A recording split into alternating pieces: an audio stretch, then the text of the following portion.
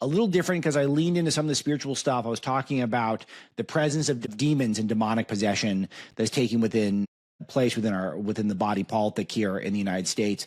And I just feel like I keep getting more data to support this, that what's happening with the institutional left in our society include the trans killer who wrote F Trump on his gun as part of that, targeting Catholic children from last week. And then you see stuff like more details over and over again coming from the left. Check this out. This is amazing. You get up in the morning and you doom scroll through things. And although I will say this, the last few days you woke up thinking there might be news. Just saying. Just saying. There will be news sometime. Just so you know, there will be news. So this is Tim Walz, who is the standard bearer or the backup standard bearer for the Democrat Party as of a few months ago with his neck. I don't ever recall scratching my neck while I gave a public speech, but he's rooting for Trump to get sick and die. That's what this is about.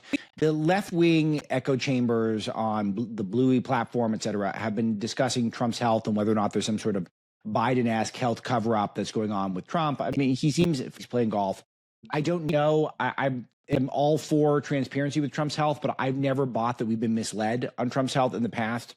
There's a lot of discussion that's taking place now online whether or not Trump is unhealthy.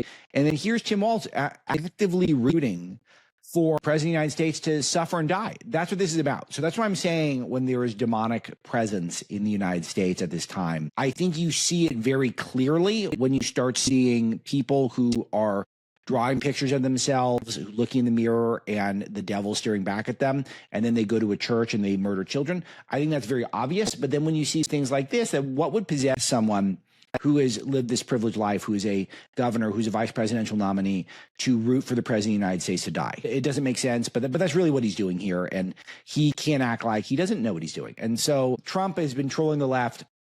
He put out a truth bomb, I guess it was yesterday. Never felt better in my life. Also, D.C. is a crime-free zone. President DJT.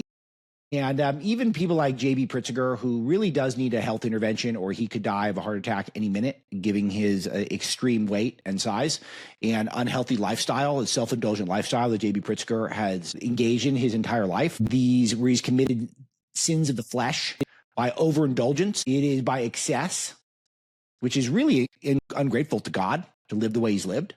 And so he's out there saying that we need proof of life from Trump, and then Trump goes golfing and he truth bomb stuff.